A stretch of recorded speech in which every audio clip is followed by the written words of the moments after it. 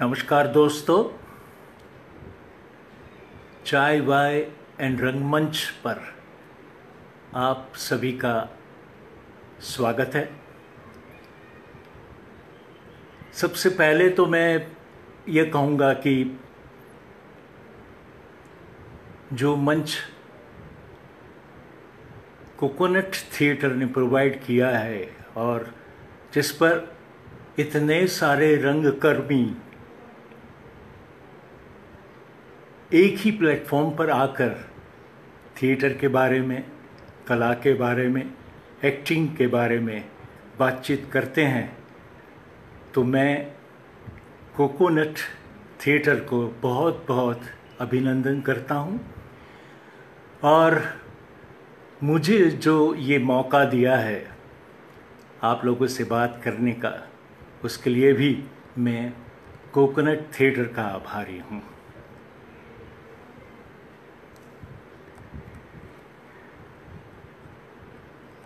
अब तक तो कई लोगों ने कई विषयों पर बातचीत की। मैं जो बातचीत करना चाहूँगा आप लोगों से वो बात ये है कि क्या थिएटर सीखा जा सकता है या तो थिएटर सिखाया जा सकता है।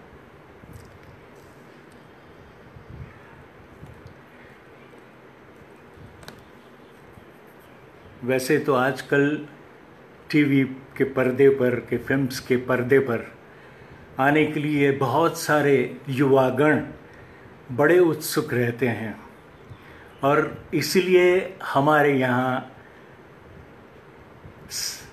बहुत सारे एक्टिंग वर्कशॉप, थिएटर वर्कशॉप निकल पड़े हैं। आज देश की और दुनिया की जो हालत है उसमें भी हम ऑनलाइन पर भी बहुत सारी थिएटर की बातचीत करते रहते हैं। पहले तो मैं ये बात बताऊंगा कि मेरे युवा दोस्तों से कि मैं गुजरात से हूँ, तो नाट्य शिक्षण गुजरात में कहाँ कहाँ मिल पाता है उसकी थोड़ी बहुत संक्षिप्त में जानकारी दूंगा। बड़ौदा में, यानी कि वडोदरा MS यूनिवर्सिटी में परफॉर्मिंग आर्ट्स फैकल्टी है, जहाँ पर नाट्य विभाग भी है। कई सालों से चल रहा है ये, और वहाँ पर आप डिग्री, PhD और डिप्लोमा भी कर सकते हैं। अहमदाबाद की बात करूँ तो अहमदाबाद में पहले जो इंस्टीट्यूट थी वो थी गुजरात कॉलेज। गुजरात कॉलेज में आप डिग्री हासिल कर सकते हैं। गुजरात यूनिवर्सिटी में भी आप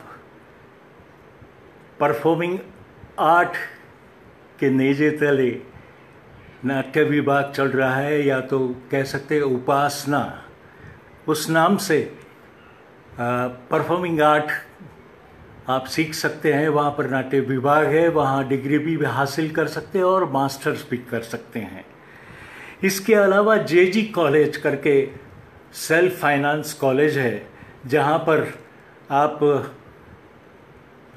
नाटक की तालीम ले सकते हैं या नाटक का शिक्षण ले सकते हैं।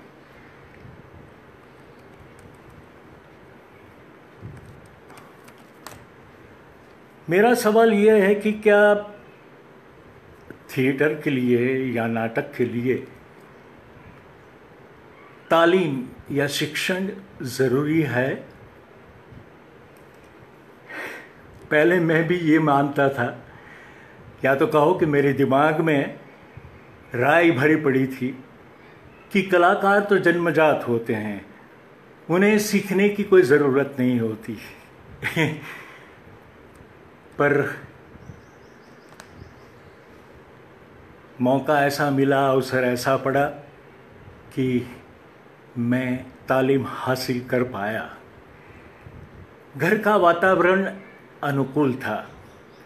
पिताजी BA MSW LLB के अतिरिक्त संगीत विशारद भी थे और रेडियो गायक भी। माताजी चित्रकारी में ड्राइंग्स में आर्ट मास्टर थी और वो भी थोड़ा बहुत गा लेती थी। तो इस तरह घर में वातावरण तो अनुकूल था और मेरा झुकाव था लोक संगीत। आवाज़ भी बुलंद थी, तो स्कूल में क्लासरूम में मैं गाने गाया करता था। तो मौका मिला, प्रिंसिपल के ऑफिस में माइक्रोफोन रहता था और सब क्लासेस में स्पीकर लगे रहते थे, तो मैं माइक्रोफोन से पूरी स्कूल के लिए प्रार्थना गवाता था। उसके बाद समाचार न्यूज़ भी पढ़ता था, जो कि कोई टीचर हेडलाइंस लिखाते थे, उसमें से मैं पढ़ लेता था। स्कूल के कई फंक्शनों में मैं नाटकों में भाग लिया करता था।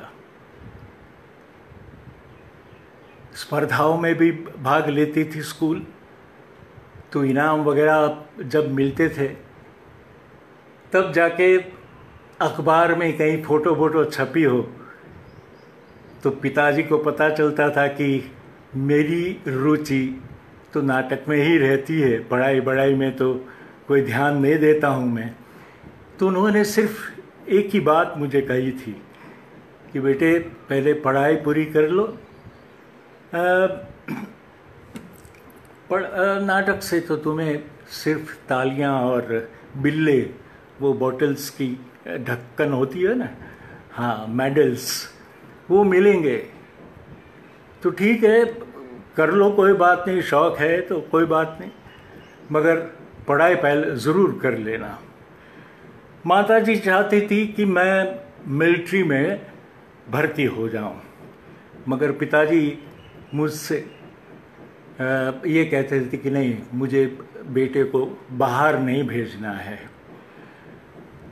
स्कूल में जो टीचर्स मिले थे वो भी कुछ ऐसे टीचर्स थे कि नाटक में काफ़ी रुचि रखते थे।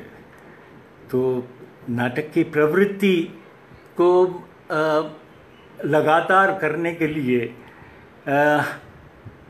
हम सब मिलकर एक छोटी सी संस्था बनाई और मेंबर्स भी बनाए, जिससे थोड़ी सी आमदनी होती रहे, नाटक का खर्चा निकलता रहे, और इस तरह नाटक करता रहता था मैं। अब पहुँचे यूनिवर्सिटी में।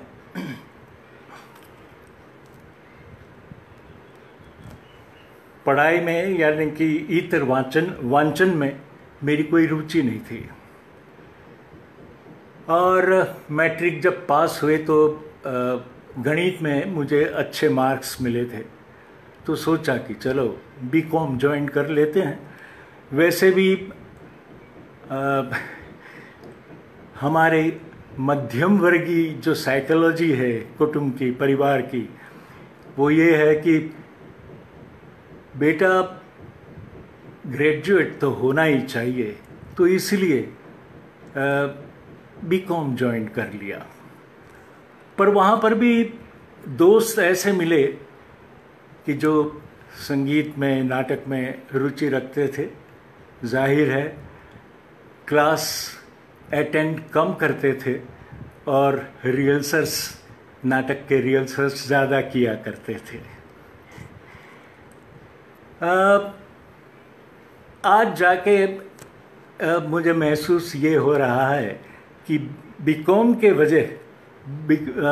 के बजाय अगर मैंने आर्ट्स ज्वाइन किया होता तो मैं भाषा से काफ़ी जल्दी जुड़ा रहता। पर कोई बात नहीं, वो भी एक अनुभव था, कर लिया। आज पढ़ाई में काफ़ी रुचि रखता हूँ। हाँ, वैसे बड़ौदा मेरा वतन है, और हर साल मेरी माताजी वहाँ की ये जो परफॉर्मिंग आर्ट फैकल्टी है, उस समय तो म्यूज़िक कॉलेज कहलाई जाती थी, तो वहाँ के दाखिले के फॉर्म लेके आती थी। पर हम निकम्मे भाई बहन उस तरफ कोई ध्यान नहीं देते थे, लक्ष्य नहीं देते थे। फिर जाके एक बार लगा कि नहीं, पढ़ाई के अलावा और भी कुछ सीख लेना चाहिए। और हम सभी भाई बहनों ने एक साथ दाखिले के लिए फॉर्म भर दिया। कोई सितार में गया, कोई डांस में गया, कोई गायन में गया। मेरे दिमाग में तो राय भरी पड़ी थी कि गाना तो गा ही लेता हूँ, नाटक कर ही लेता हूँ। तो मैंने तबला ज्वाइन किया था। हाँ, थोड़ा बहुत ठेका बजा लेता था, ढोलक पर या तो तबले पर। तो तबला सीखते हैं, चलो ऐसा करके मैंने ज्वाइन किया। मगर 1 साल के बाद परिस्थिति ऐसी खड़ी हुई कि ड्रामा डिपार्टमेंट स्टूडेंट्स की कमी होने के कारण कहीं बंद करने के लिए सोच रहे थे। तो हम लोगों ने क्या किया कि 20 स्टूडेंट्स एक साथ मिलकर हमने दाखिला ले लिया और नाट्य विभाग बच गया और इसी तरह आगे चलता रहा। मगर जब नाटक की तालीम शुरू हुई तब जाके पता चला कि नाटक क्या है, अभिनय क्या है। और हर एक भूमिका एक अलग भूमिका होती है। हर नाटक एक नया संस्कार, एक अलग संस्कार लेके आता है। ये सारी समझ, ये ऑब्जेक्टिव्स दिमाग में स्पष्ट होने लगे तो लगा कि नहीं, तालीम बहुत ज़रूरी है। तालीम से ही हम ऑब्जेक्टिव क्या है, नाटक क्यों कर रहे हैं और ये ही नाटक क्यों कर रहे हैं, वो हमारे दिमाग में स्पष्टता से बैठ जाता है। आपको एक जानकारी दे दूं कि भारत में नाट्य में जो सिलेबस तैयार हुआ, कोर्स बना, वो सबसे पहले यहाँ MS यूनिवर्सिटी बड़ौदा में हुआ था।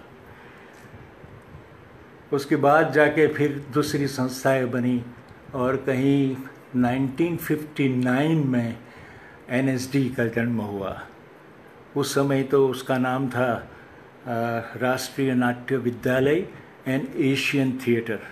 फिर बाद में जाके नेशनल स्कूल ऑफ ड्रामा से वो बड़ी प्रचलित हुआ।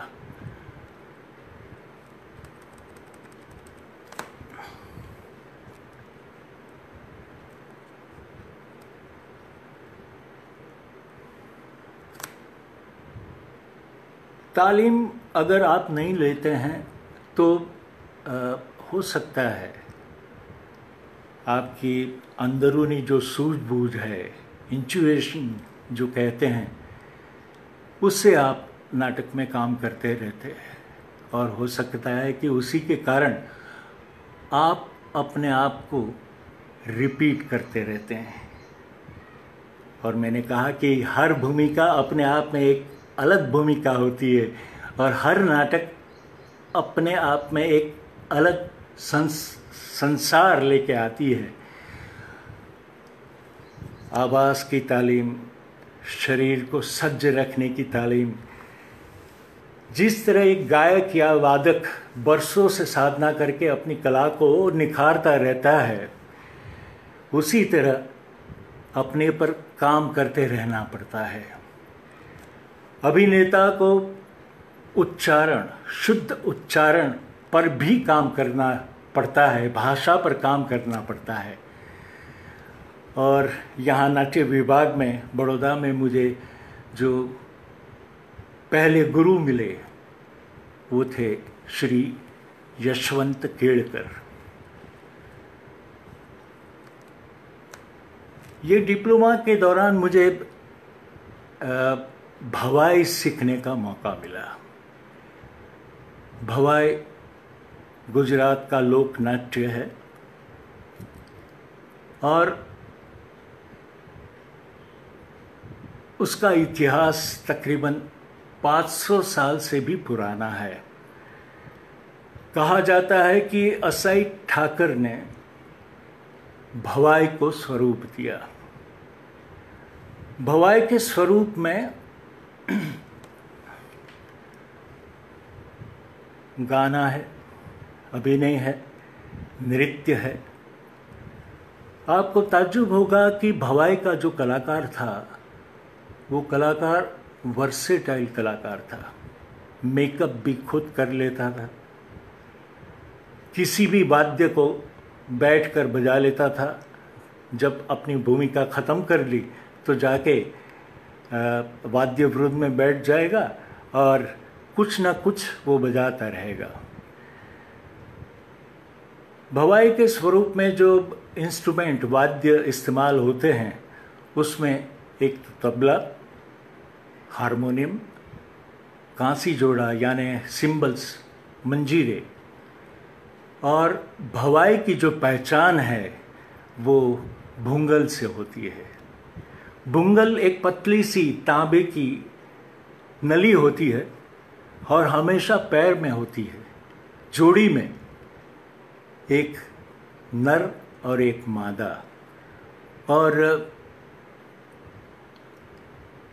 ये वाद्य ऐसा है जिससे आपको सुर भी मिलता रहता है और ताल भी मिलता रहता है। पात्र कोई भी प्रवेश करेगा भवाई में तो अपने नृत्य से, अपने गाने से, अपनी बॉडी मूवमेंट से वो प्रदर्शित करेगा कि वो किस प्रकार का पात्र है। भवाई को भवाई वेश कहा जाता है। एपिसोड यानी जिस पात्र का वस्त्र आपने धारण किया है, संक्षिप्त में कहता हूँ मैं कि जो वस्त्र धारण किया है उसी के नाम का वेश होता है। जैसे कि गणपति नो वेश, गणपति का वेश, माता जी का वेश, ब्राह्मण का वेश, जूठन का वेश, झंडा झूलन का वेश, ऐसे वगैरह वगैरह इस तरह के वेश होते हैं।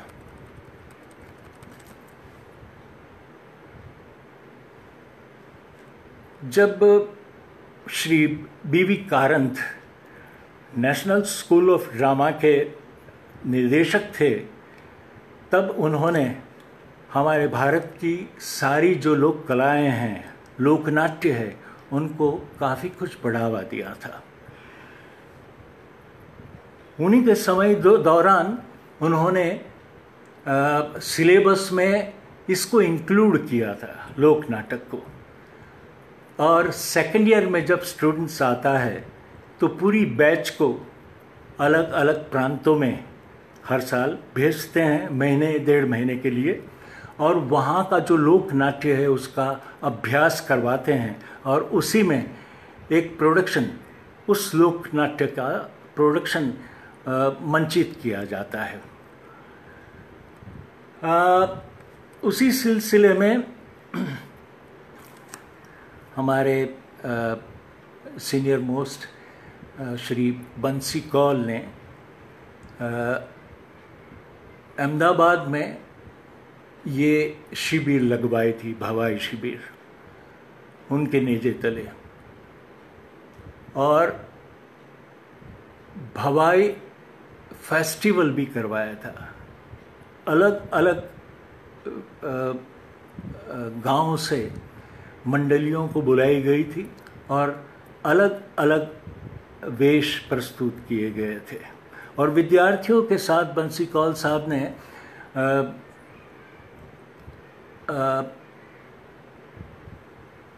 लोम्बड़ खान का वेश भी मंचित किया था। उसके बाद कई सालों के बाद मेरे जो सीनियर एनएसडी के सीनियर और अहमदाबाद के जाने माने निर्देशक भरत दवे, उनके अंडर में स्कूल ने विद्यार्थियों को अहमदाबाद भेजा था और टॉल्स्टॉय की कहानी गिलोटिन की गुत्थी का मंचन किया गया था। पिछले साल 2019 में फिर एक मौका आया और 1-1.5 महीने के लिए सेकेंड ईयर के स्टूडेंट्स अहमदाबाद में आए और उन लोगों के साथ मैंने भवाई शिविर कर झवेरचंद मेघाणी की कहानी उस पर से नया वेश लिखवाया, पांचानो वेश, उसको मंचित किया और उसके शोज दिल्ली में भी करवाए। कहा जाता है कि भवाई वैसे तो अभी इट्स एन डेड आर्ट, मृतप्राय, अब कोई भवाई के कलाकार रहे नहीं हैं। पूरी हमारी इकोनॉमिक व्यवस्था बदल चुकी है। भवाई के कलाकार पीढ़ी दर पीढ़ी इस परंपरा को आगे बढ़ाते थे। वो दूसरे ऑक्यूपेशंस में जाना पड़ा उन लोगों को, तो जाहिर है भवाई तकरीबन अब मृतप्राय है। तो फिर भी उसके जो एलिमेंट्स हैं भवाई के, बड़े पावरफुल एलिमेंट्स हैं। तो इस एलिमेंट्स को लेकर भवाई को ज़िंदा रखने के लिए बहुत तो कोशिश नहीं हुई है। तकरीबन कह सकते हैं, उंगली पर गिना सकते हैं कि बहुत कम नाटक भवाई के एलिमेंट्स लेकर लिखे गए। उसमें रसिकलाल परिख ने मैना गुर्जरी, जो वैसे मैना गुर्जरी पारंपरिक वेश भी था, मगर उनको लेकर ये भवाई के एलिमेंट्स लेकर उन्होंने नया मैना गुर्जरी लिखा और वो जयशंकर सुंदरी उन्होंने उसको निर्देशित किया था और बड़ी सफलता से उसको प्रस्तुत किया था। उसके बाद शांता गांधी जी ने जस्मा ओडन, ये भी एक पारंपरिक वेश था, उसको नए संदर्भ में इंटरप्रेट करके शांता जी ने नेशनल स्कूल ऑफ ड्रामा में उसको तैयार करवाया था। सीसी मेहता, जिन्होंने भवाई के एलिमेंट्स लेकर होलिका नामक एक नाटक लिखा और वो नाटक भी नए निर्देशक, युवा निर्देशकों ने अनेक भाषाओं में उसको प्रस्तुत किया है।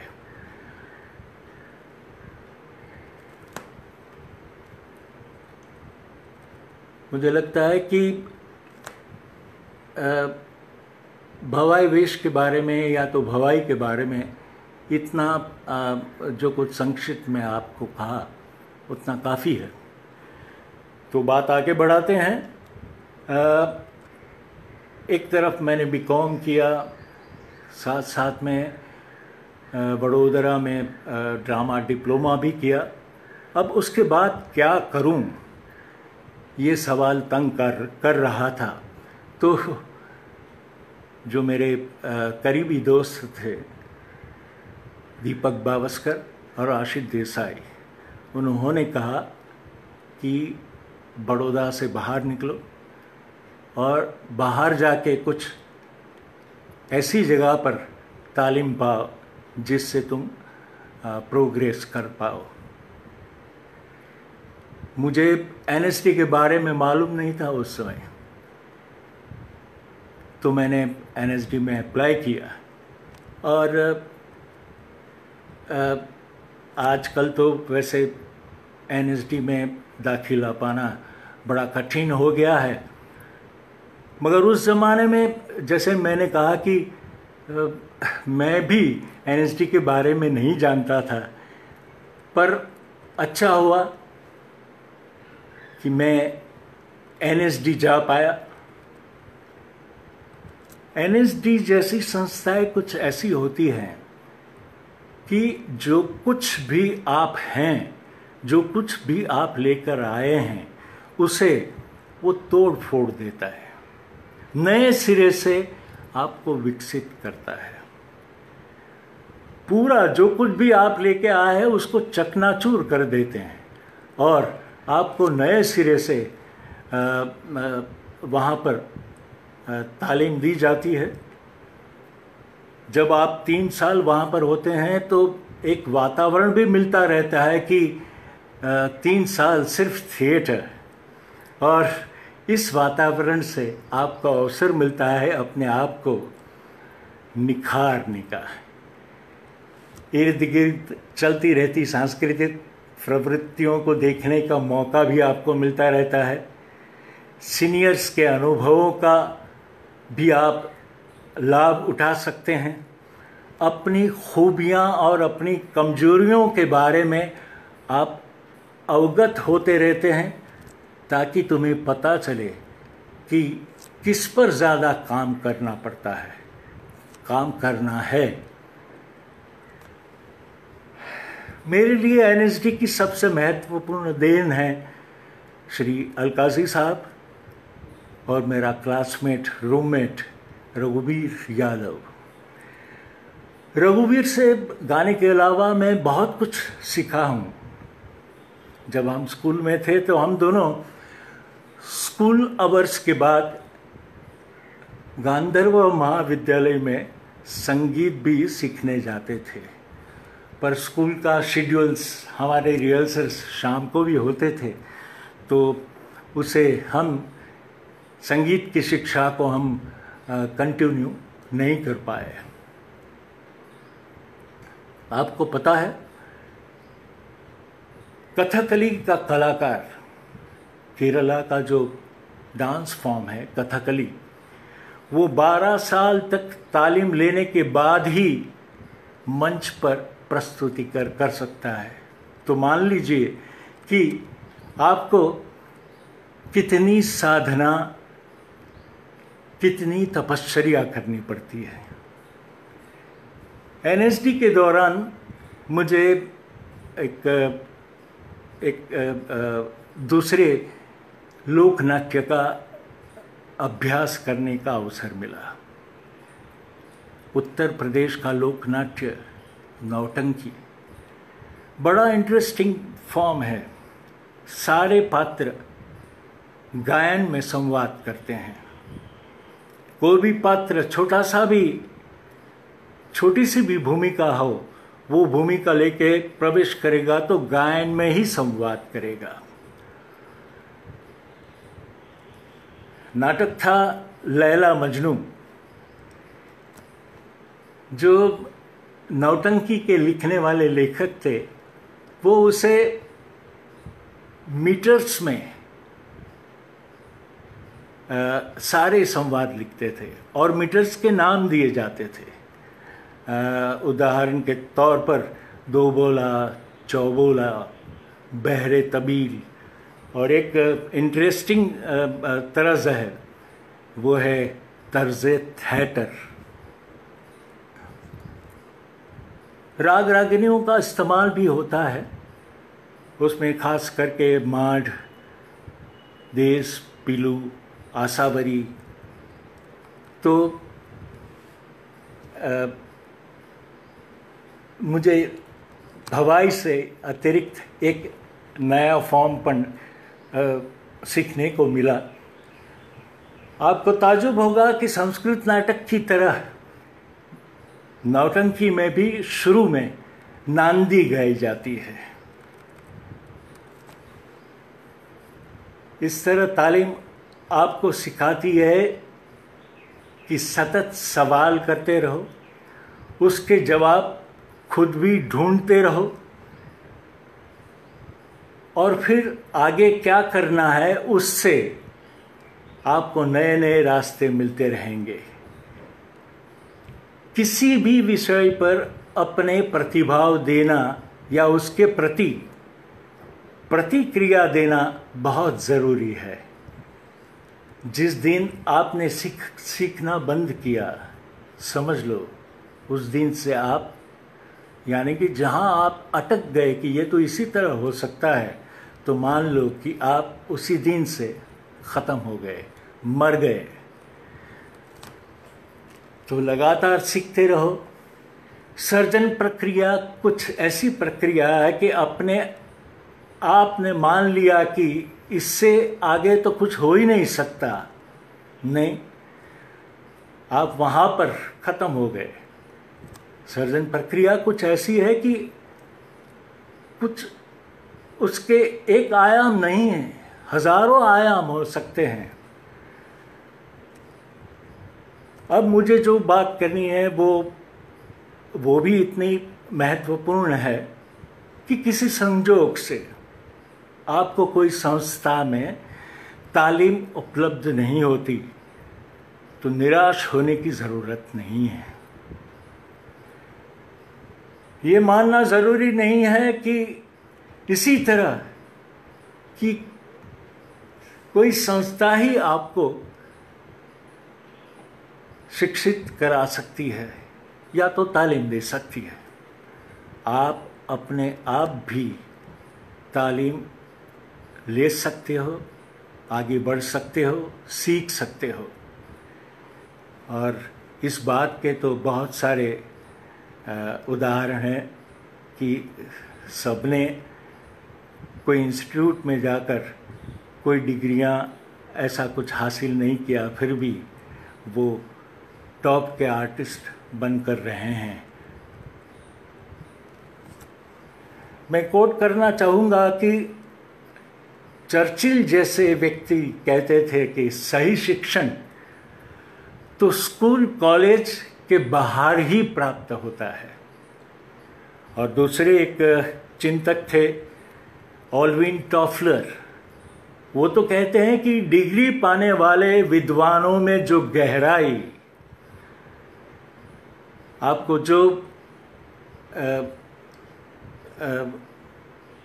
उनकी बातों में जो एक क्या कहते हैं कि जीवन से जुड़ी हुई बातें जो गहराई से आपको मिलती है, वो डिग्री की देन नहीं है, वो जिंदगी की देन है। सो जीवन से जुड़े रहिए। सच्ची सीख जीवन ही से मिलता है। खूब पढ़ो, अपनी कल्पनाशीलता को फूलों की तरह विकसित करो, और याद रहे कि कोई भी सफलता के लिए कोई शॉर्टकट नहीं होता। मेहनत करनी पड़ती है, साधना करनी पड़ती है, तपस्या करनी पड़ती है। मैं अपने युवा दोस्तों को सिर्फ यही कहना चाहूँगा कि एक प्रोफेशनल धंधादारी के बजाय पहले आप एक अच्छे आदमी, मनुष्य,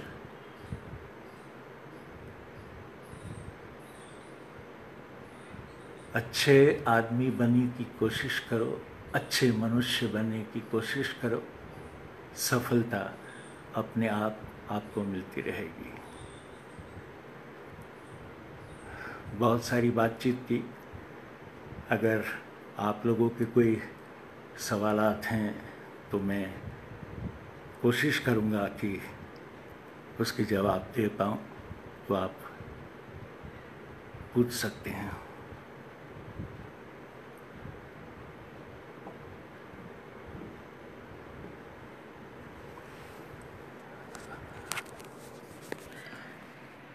Diploma is essential in performance and talent can be developed.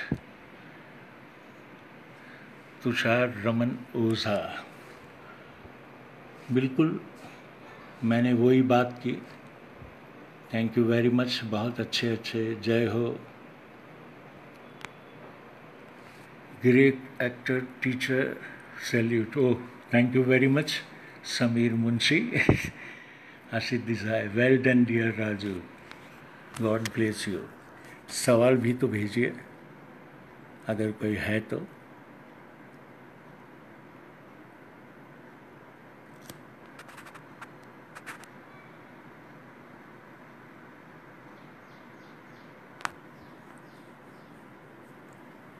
I think time भी हो चुका है। कोई सवालात दिख नहीं पड़ रहे हैं, तो बहुत बहुत शुक्रिया।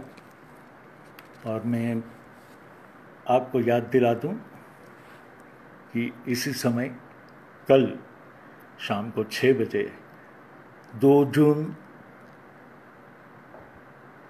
2020 आपसे मुलाकात करेंगे ओम कतार पर। तो ज़रूर उनका सेशन आप सुनिएगा, उनसे भी उनकी बातें, उनके अनुभव जानेंगे। ओम कतारे, हाँ, ओम कतारे।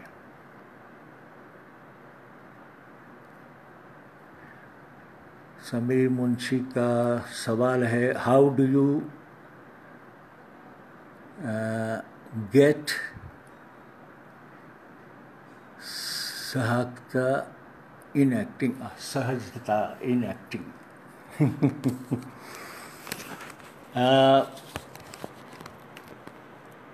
मैं ये बात कहना भूल गया कि अपनी कल्पनाशीलता को बढ़ाने के लिए आप दूसरों से इंटरेक्शन करें, वो तो है ही, पर आप बहुत कुछ पढ़िए, जो भी अच्छा लगे, कहानियाँ, कविताएं, उपन्यास, तो वहाँ से आपको जीवन के नए नए आयाम दिखेंगे। और उसी तरह आप पढ़ेंगे नहीं तो आपकी कल्पनाशीलता कैसे आगे बढ़ेगी? तो आप खूब बहुत पढ़िए और फिर आगे चलिए।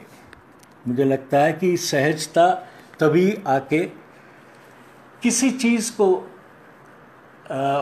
लाइटली मत लीजिए, गंभीरता से, छोटा सा भी रोल हो तो उसे निभाने के लिए आप गंभीरता से उस पर काम कीजिए, तभी जाके सहजता आएगी।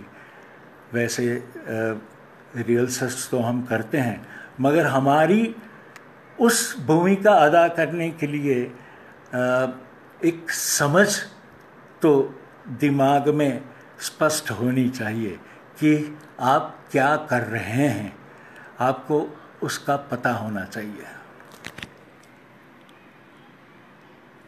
आपके संपर्क में कैसे आ सकते हैं?